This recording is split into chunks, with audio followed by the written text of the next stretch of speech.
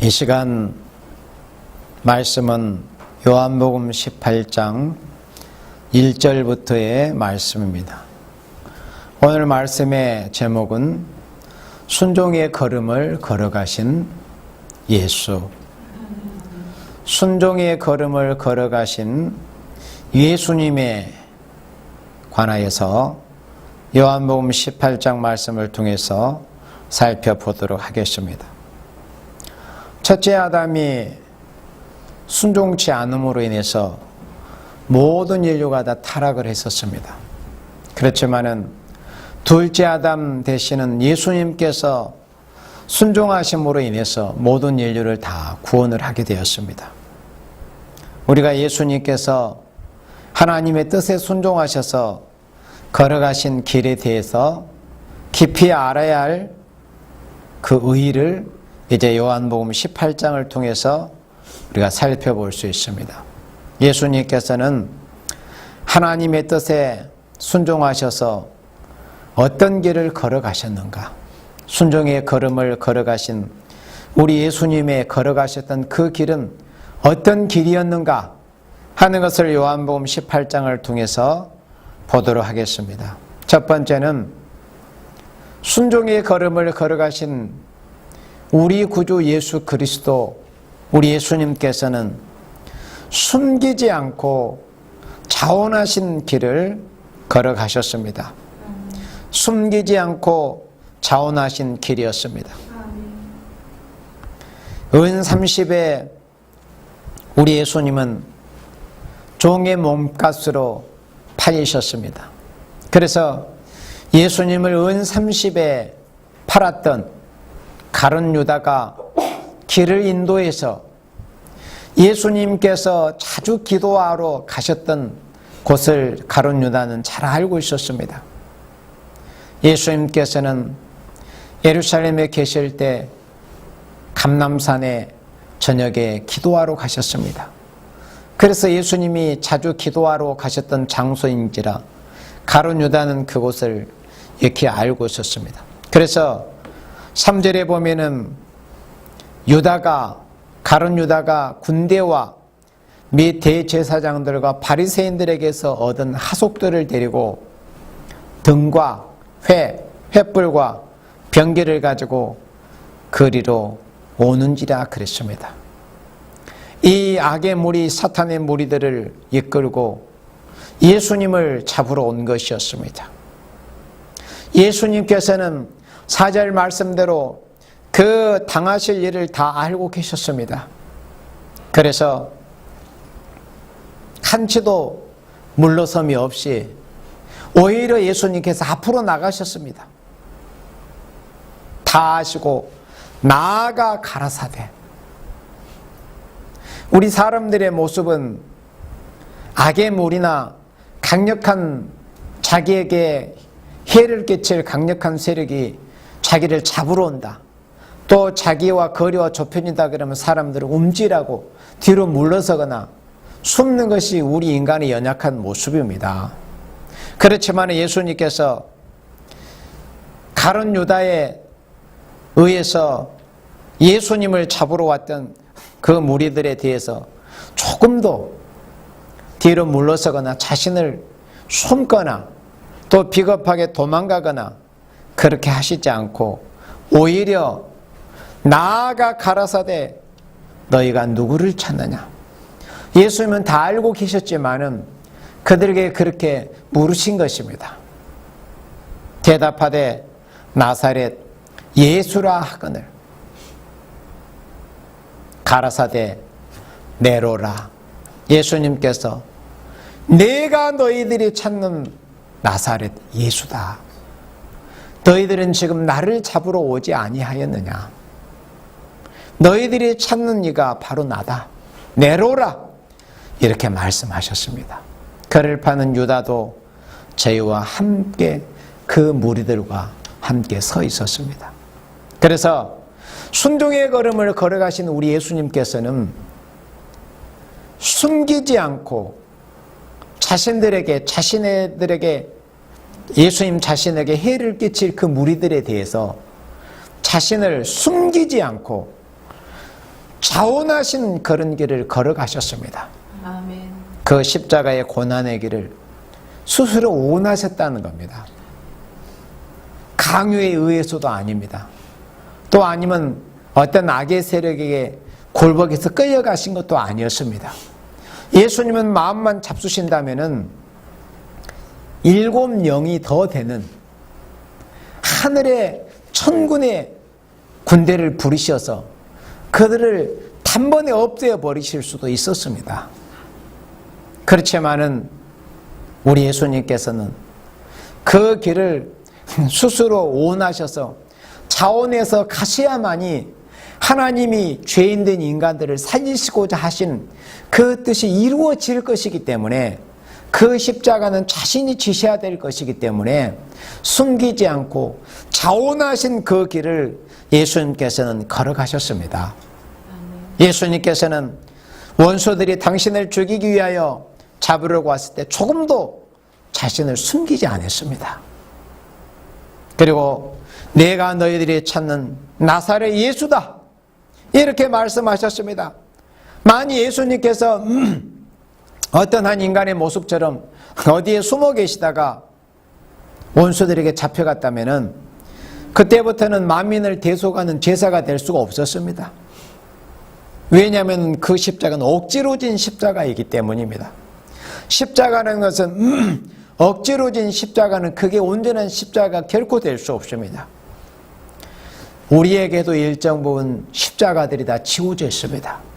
그러나 주님이 오시는 그날에 우리가 우리에게 지어진 십자가를 졌다는 것에 대해서 주님께로부터 위로와 보상과 상급과 영광을 받을 때 행여 우리가 지고 갔던 그 십자가가 조금이라도 억지가 있었다거나 어떤 강요에 의해서 마지못해서 지는 십자가였다면 그것에 대해서는 예수님께서 보상을 받을 수가 없습니다.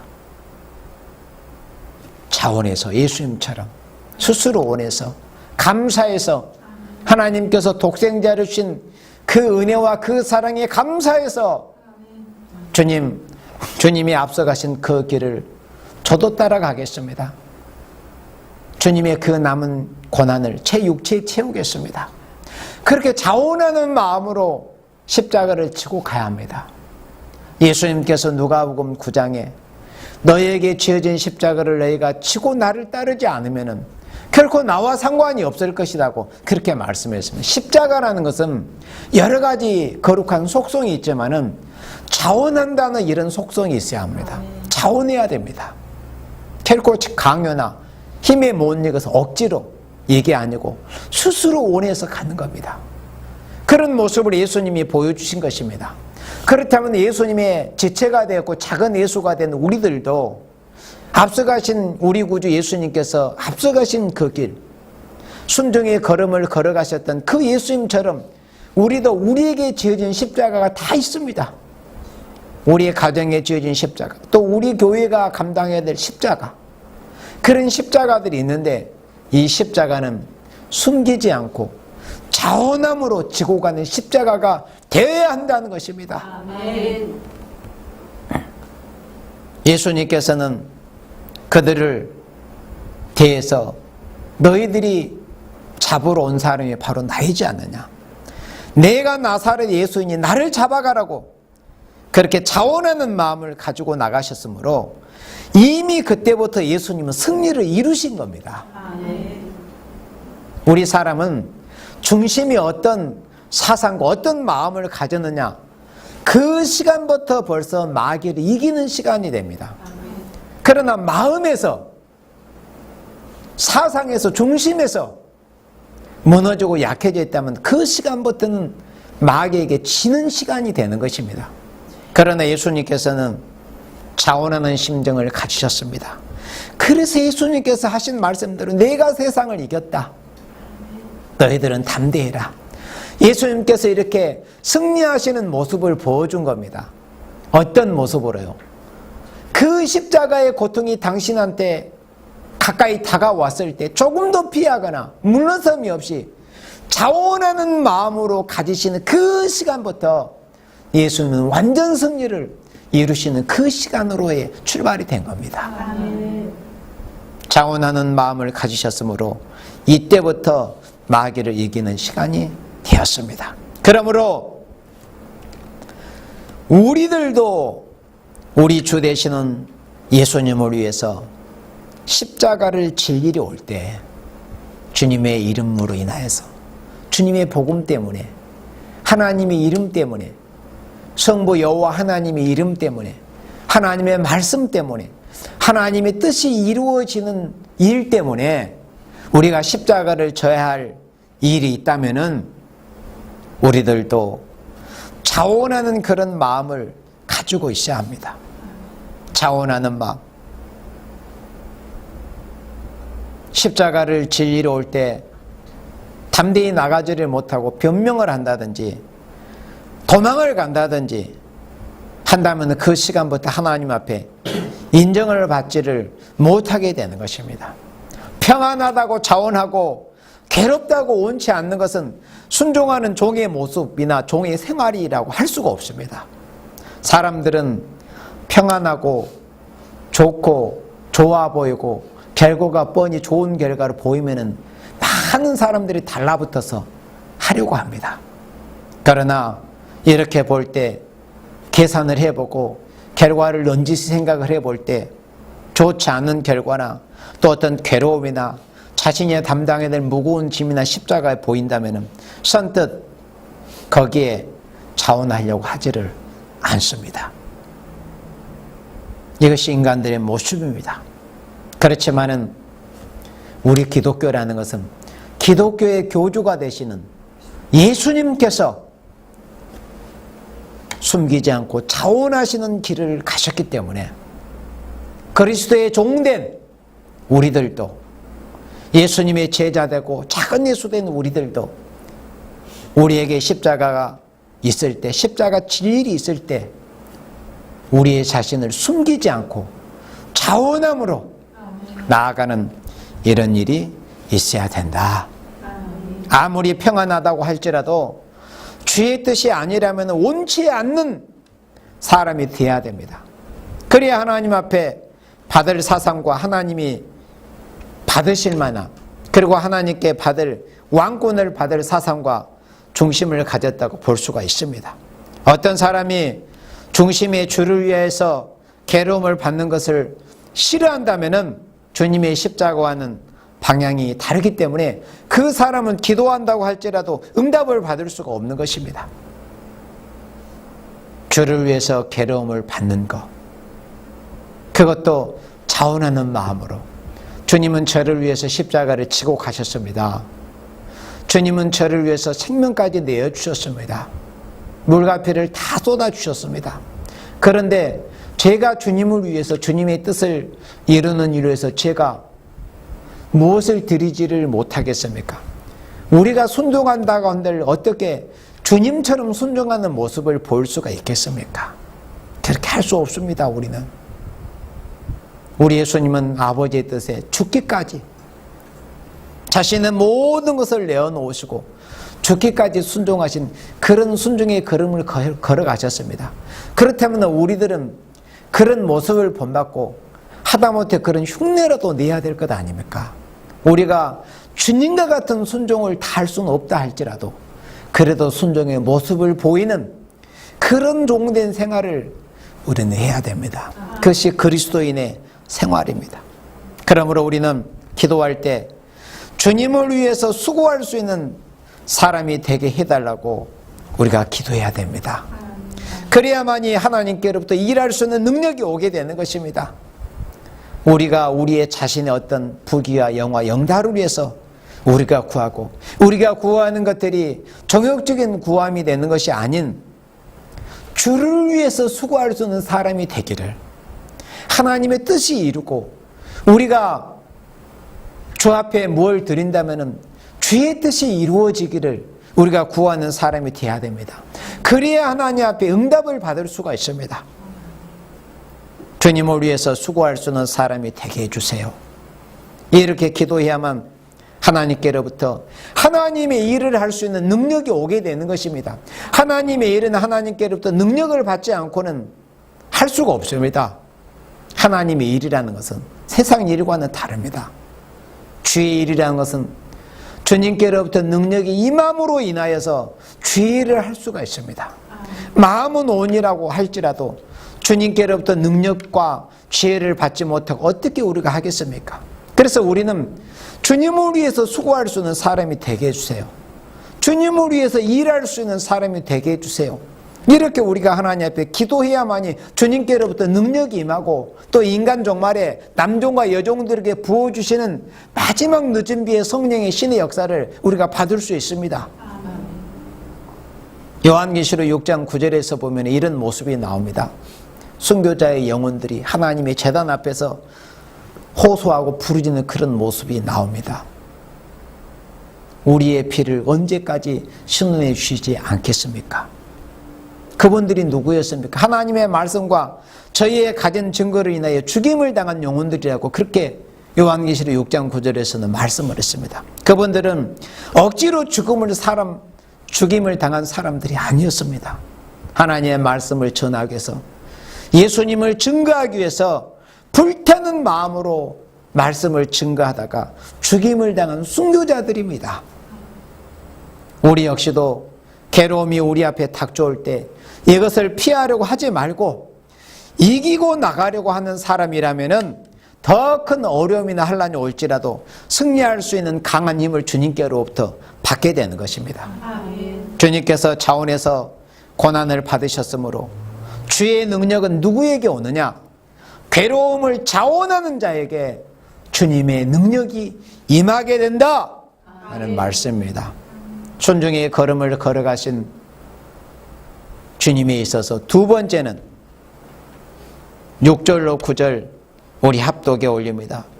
예수께서 저희에게 내로라 하실 때 저희가 물러가서 땅에 엎드러지는지라. 이에 다시 누구를 찾느냐고 물으신데 저희가 말하되 나사렛 예수라 하거늘 예수께서 대답하시되 너희에게 내로라 하였으니 나를 찾거든 이 사람들의 가는 것을 용납하라 하시니 이는 아버지께서 내게 주신 자 중에서 하나도 잃지 아니하였사옵나이다 하신 말씀을 응하게 하려 함이러라. 아멘. 순종의 걸음을 걸어가신 예수님. 순종의 걸음을 걸어가신 예수님은 어떤 순종의 걸음을 걸어가셨는가 할 때 두 번째는 십자가를 괴로움을 홀로 받으려 하신 길을 걸어가셨습니다. 괴로움을 홀로 받으려 하신 길을 걸어가신 것이 순종하신 주님의 길이었습니다. 순종의 걸음을 걸어가신 우리 예수님, 결코 당신이 받으셔야 될 그 괴로움, 그 고통, 그 십자가에 쓰라린 그 고통과 고난을 결코 다른 제자들이나 다른 이들이 대신 받게 하기를 원치를 않으시는 그런 걸음을 걸어가신 분이 바로 우리 구주 되시는 예수님이십니다. 예수님께서 십자가를 지고 나가신 것은 당신이 홀로 가야 될 길인 것을 아시고 절대 함께 있는 제자들에게 괴로움을 주지 않으려고 하셨습니다. 오늘 본문에 우리 예수님의 그런 순종하시는 모습이 잘 나와 있습니다. 예수님께서 내로라고 이렇게 말씀하시니까 저희들이 물러가서 땅에 엎드려졌습니다. 예수님의 말씀 한마디에 그들은 땅에서 엎드려졌습니다. 그러니 예수님께서 어떤 권리라도 행사를 하신다면, 권세라도 행하신다면 그들은 그 자리에서 흔적조차도 없어져 버릴 만한 그런 존재들이었습니다. 그렇지만은 예수님은 그런 권을 사용하시지를 않았습니다. 왜요? 그 고통을 당신이 혼자 안고 걸머지고 가셔야 될 그런 길이었기 때문에 그 길만이 하나님의 사랑의 뜻이 이루어져서 하나님의 택하신 생명들을 죄 가운데서 건져서 주님의 나라로 천국으로 인도하는 그런 길이었기 때문에 우리 예수님께서는 그런 권세를 사용하시를 않았습니다. 자신을 철저하게 비우셨습니다. 종의 모습으로, 고통받는 종의 모습으로. 이에 다시 누구를 찾느냐 물으신데 저희가 말하되 나사렛 예수라 이렇게 대답을 했습니다. 자, 8절 말씀을 여러분들 다시 보세요.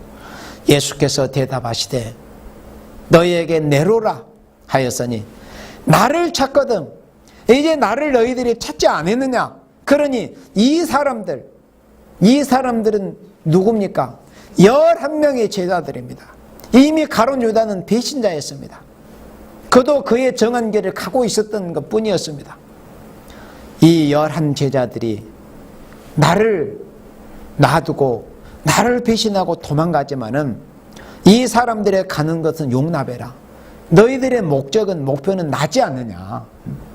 이 제자들까지 같이 잡아가지고 고통을 함께 받게 할 수 없다. 이 고통, 이 십자가의 고통은 나 혼자 짊어지고 가야 될 길이다. 내 제자들만큼은 고통을 받게 하지 마라. 고통을 주지 마라. 이런 모습이 순종하신 주님의 모습이었습니다. 나를 찾거든 이 사람들의 가는 것을 용납해라. 이런 모습이 주님의 모습이었어요. 우리 인성만을 가지고는 우리 사람의 모습이라면 얼마나 참 배신감을 느낄 만한 그런 상황이었습니까? 그토록 앞다투어서 6월절 최후의 만찬 때 내니까 저는 결코 주님을 배신하지 않겠습니다. 그렇게 맹세를 세웠던 제자들이었습니다. 그렇지만 11 제자가 다 보기 좋게 예수님이 잡혀가실 그때 다 도망갔습니다. 그러나 오히려 그 도망가는 길을 열어주셨던 분이 바로 예수님이었습니다. 절대 내 제자들에게는 해를 끼치지 말아라. 나 하나를 잡아가는 것으로 너희들은 목표가 다 이루어지지 않느냐. 이 고통은 나 혼자 받아도 충분하다. 그러고 이 십자가는 내가 질 십자가이다. 괴로움을 홀로 받으려고 하신 이러한 길을 걸어가신 예수님이 바로 순종의 걸음을 걸어가신 우리 주님의 길이었다 하는 것입니다. 예수님께서 십자가를 치고 나가신 것은 당신이 홀로 가야 될 길인 것을 아시고 절대로 함께 있는 제자들에게 괴로움을 주지 않으려고 하셨습니다. 만일 주님께서 괴로움을 함께 받기를 원하는 마음에서 도망가는 제자들에게 불평을 두었다면 그 십자가는 인류를 대속할 만한 제물이 될 수가 없었을 것입니다. 조금도 그들을 원망하시거나 그들에 대해서 불평하시지 않았습니다. 또 낙담도 하시지 않았습니다. 그런 말씀들이 예사야 42장에 다 예언이 되어 있습니다. 선지자들은 예수님이 이 땅에 오셔서 그런 길을 걸어가게 되실 것이다 이미 다 예언해 놓으십니다. 왜냐하면 예수님은 그런 길을 걸어가셔야 될 것이기 때문에 그래야만이 인류를 위해서 대속의 제물이 되실 수 있기 때문에 그런 것입니다. 자기가 해야 될 일을 괴롭다고 해서 남에게 짐을 지우려는 것은 잘못된 사상입니다. 만민의 죄를 위해서 십자가를 걸머지신 만왕의 왕의 인격이란 것은 바로 여기에서 분명히 이렇게 보여집니다. 드러납니다. 과연 우리 예수님은 우리의 신앙의 대상자가 되실 만한 분이시구나. 얼마나 고귀하고 훌륭한 인격입니까? 희생적인 인격입니까? 조금 더 그 고통을 다른 사람들이 함께 받기를 원하지 않았습니다. 제자가 죽어도 저는 주님을 따라가겠습니다.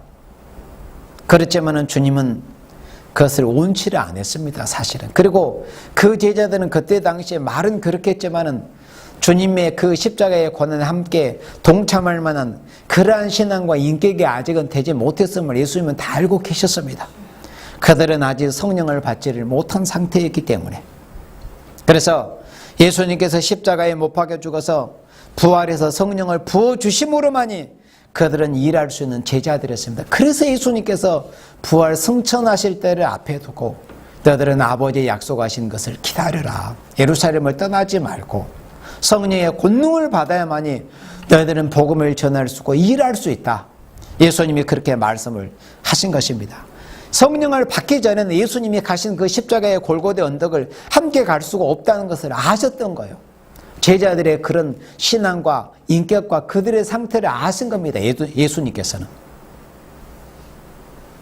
만일 하나님의 종들이, 우리 하나님의 사람들이 자기가 받을 괴로움을 남에게 지우려고 한다면 이것은 그리스도의 정신이라고 할 수가 없습니다.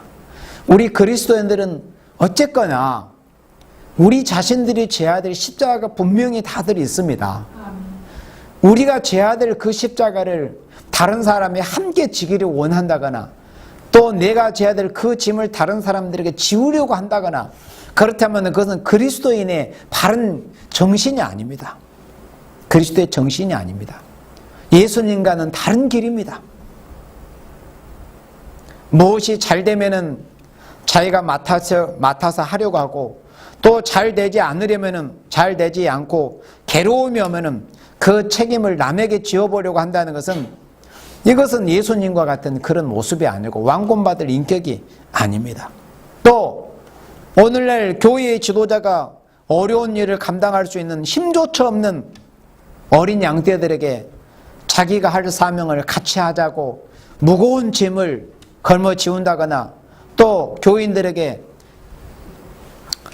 할 만한 그런 신앙도 또 신앙의 분량도 안 된 그런 사람들에게 자기와 같이 짐을 지자고 이렇게 한다는 것은 그것은 합당치 못한 그런 예수님의 가신 길과는 상관이 없는 그런 모습들이다.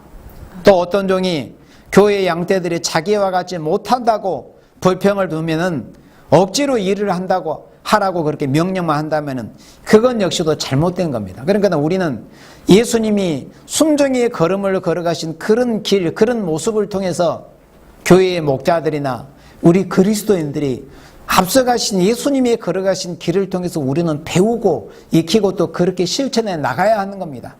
그것이 기독교인들이 걸어가야 될 그런 바른 길입니다. 길러서 쓸 사람을 기르지도 않고 일부터 하라고 강단에서 명령을 한다는 것은 연한 순에 무거운 돌을 달아매는 것과 똑같은 것입니다.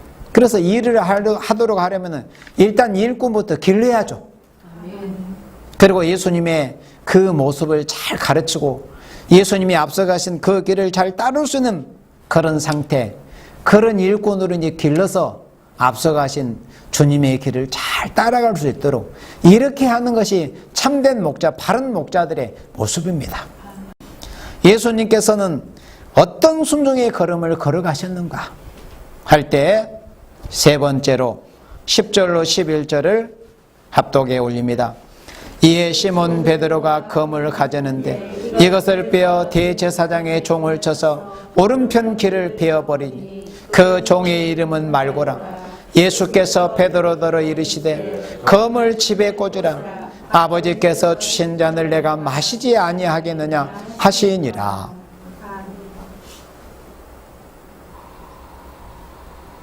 예수님께서는 악을 악으로 대하지 않으신 길을 걸어가셨습니다. 베드로가 참 그 성격이 열정적이고 사실은 누구보다도 주님을 사랑했던 제자가 틀림이 없습니다.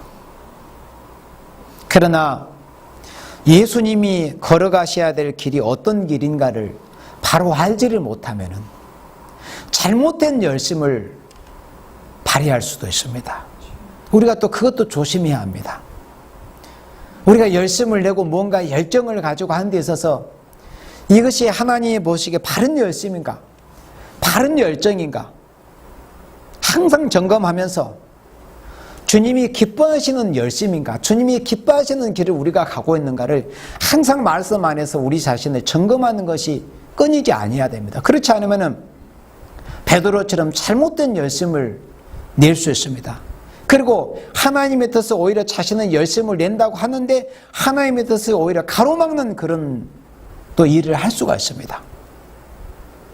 베드로가 그런 모습을 보였습니다. 그래서 베드로는 그 혈기에 검을 빼앗아 대제사장의 종 말고라 이름했던 대제사장의 종이 오른편 귀를 단칼에 베어버렸습니다.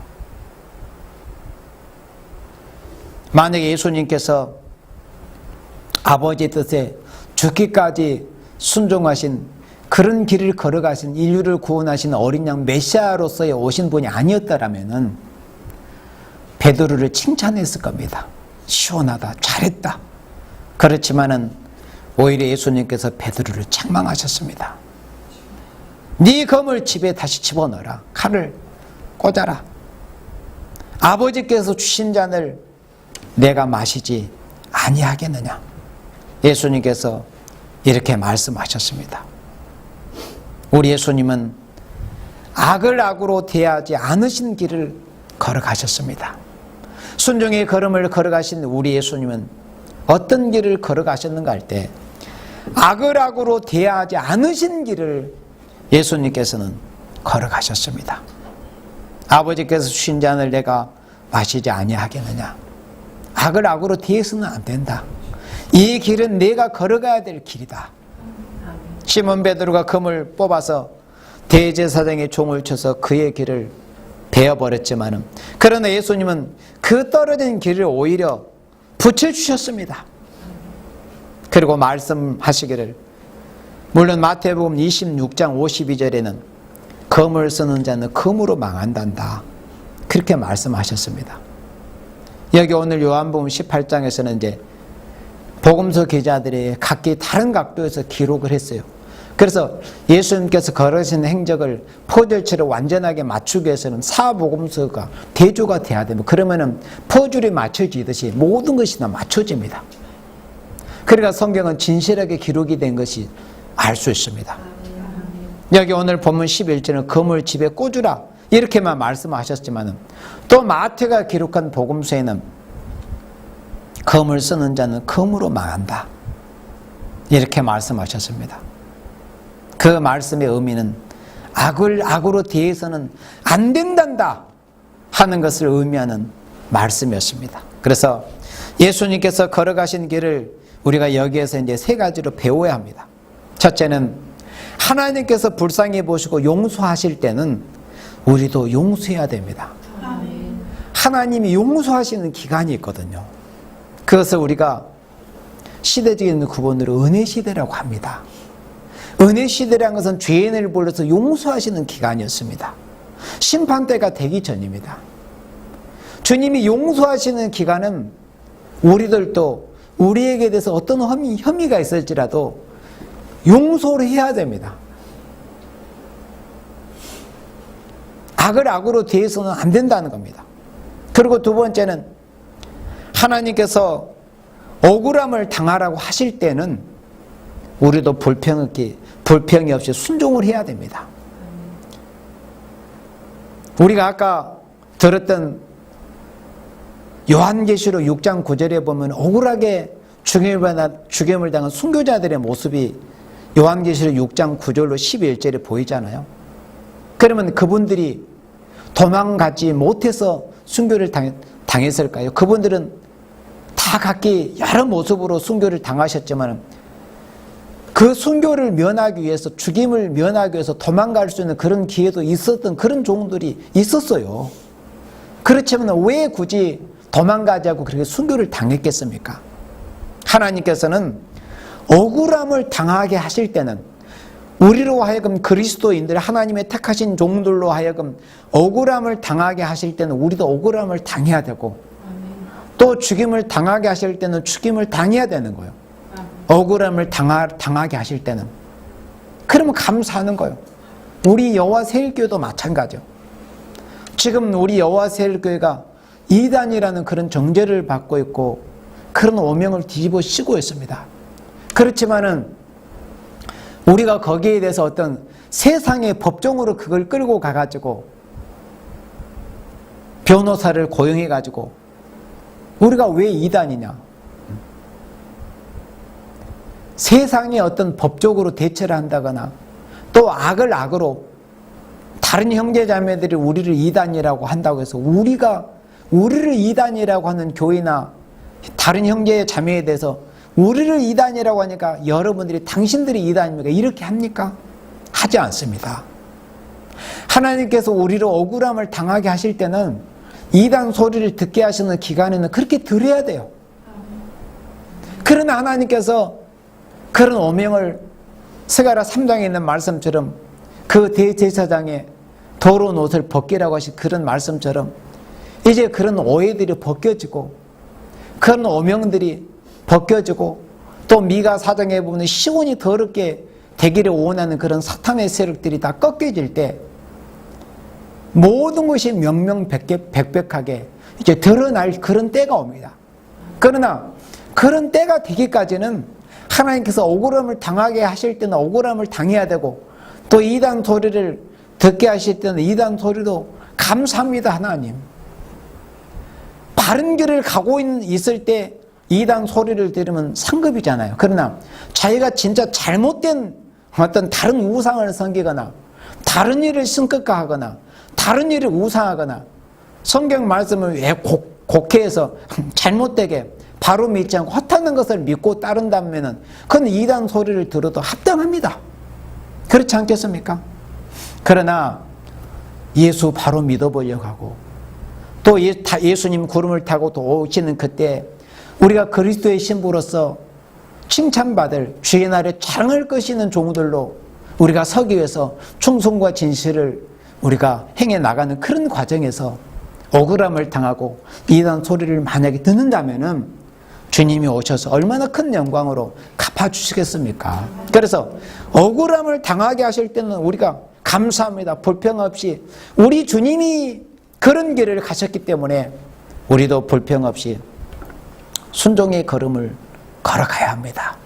세 번째는 왕권을 받는 것은 주와 더불어서 세세토록 영광을 누리는 것은 마태복음 5장 10절 11절 말씀에 그랬잖아요. 예수님께서 의를 위하여 핍박을 받는 자는 복이 있나니. 예수님께서 산상순으로 8가지 팔복을 말씀하셨지만 그 중에서 어떤 복이 제일 큰 복이겠어요? 주를 위해서 하나님의 이름의 영광을 위해서 말씀 증거를 인해서 예수님의 이름 때문에 의를 위하여 핍박을 받는 그 축복이 가장 큰 축복이에요. 그래서 왕권을 받는 것은 의를 위해서 핍박을 받아야 되는 것입니다. 왜냐하면 왕권을 받기 전에 하나님께로부터 심판대가 이르기 전에 하나님이 심판하시기 전에 왕권을 받기 전에 원수를 갚으려고 한다는 것은 하나님의 심판의 말씀에 대한 순종의 길이 아니기 때문입니다. 그래서 사랑하시는 성도들이 억울한 길을 가게 하실 때 또 억울함을 당하게 하실 때는 그것이 주의 뜻이기 때문에 우리가 감사함으로 불평 없이 그런 또 길을 가야 되는 겁니다. 그것이 앞서가신 순종의 걸음을 걸어가신 주님의 그 발자취를 따라서 가는 길입니다. 그러므로 심판날까지는 악을 악으로 갚는 일을 하지 않아야만이 하나님의 참된 종이라고 할 수 있습니다. 왜냐하면 하나님의 악한 사람이 회개하고 돌아오기를 기다리시는데 여전히 지금 이 시간도 베드로서 3장의 말씀처럼 하나님은 천년을 하루같이 하루를 천년같이 택하신 생명들이 회개하고 돌이키를 기다리고 계시잖아요. 그렇다면 우리 역시도 하나님이 택하신 생명들이 아무리 지금 바울 되기 전에 사울의 모습이 사울의 그 상태에 있을 때처럼 그렇게 진리를 대적하고 주의 몸된 참된 교회를 대적하고 주님을 대적하고 주님의 진리를 대적하는 그런 모습이 있을지라도 하나님께서 어떻게 하나님의 강권적인 은혜의 역사로 그 생명을 회개시켜서 돌이킬 줄 모르거든 우리는. 그러면 그때까지는 우리가 함부로 정죄해서는 안 된다는 그겁니다. 용서하시는 시대는 악을 악으로 대해서는 안 된다는 거예요. 그러면 언제 악을 심판하느냐? 주님이 재림하시는 그때 이제 악의 무리를 악을 심판하시는 거. 그 전에는 악을 악으로 대해서는 안 된다 하는 말씀입니다. 하나님이 악한 사람이 회개하고 돌아오기를 기다리시는데 종됐다고 하는 사람이 악을 악으로 갚는다는 것은 불법이 되기 때문인 것입니다. 그러므로 악한 자들에게 억울함을 당한다 해도 악을 악으로 대하지 않는 사람이 되는 것이 악을 이기는 것이다. 손으로 악을 이기라. 이렇게 주님이 말씀하셨습니다. 결론적으로 세상에는 순종하는 길이 많이 있습니다. 여러 모습, 여러 모양이. 그렇지만은 인류 역사상 예수님처럼 순종의 길을 걸어갔던 그런 생명은 없었습니다. 예수님같이 순종하는 길은 역사상 없던 일이며 앞으로도 없습니다. 사실은. 누가 주님과 같은 그런 순종의 길을 걸어갔었고 앞으로 걸어갈 것입니까? 우리는 다만 조금이라도 예수님과 가까워져 보려고 하는 거, 어떻게 보면 신용만 내는 거예요. 주님처럼 그렇게 순종의 걸음을 걸어갔던 그런 사람이었고 앞으로도 없습니다. 다만 우리는 우리의 주인 되시는, 우리 주님이 되시는 예수님이 그런 길을 걸어가셨기 때문에 그런 길을 걸어가 보려고 하는 거예요. 네. 그러므로 우리가 그리스도께서 순종하신 그 길을 따라가려면 정말 세상과는 달라야 합니다. 세상 사람들과 똑같이 하면서 예수님을 따라간다는 것은 아무런 열매가 없습니다. 우리는 앞서가신 우리 구주 되신 예수님이 걸어가신 그 길, 순종의 걸음을 걸어가신 우리 예수님. 그러므로 예수님처럼 예수님께서 순종하신 것 같이 우리들도 주님의 뜻이라면 자원하고, 절대 우리가 하나님의 뜻을 알았다면 자원하는 것이 있어야 됩니다. 이게 중요합니다. 순종하신 예수님처럼 첫째는 주의 뜻이라면 자원하고, 그 다음에 자신이 져야 할 십자가는 자신이 지고 결코 다른 이에게 짐을 지우려고 하지 말고, 그리고 세 번째는 악을 악으로 대하지 않고 주님을 따라가는 자가 되어야 앞서가신 순종의 걸음을 걸어가신 주님과 같은 그런 길을 갈 수 있다 하는 것입니다. 그런 순종의 걸음을 걸어가시는 여러분들이 되시기를 주님의 이름으로 축원합니다. 아멘.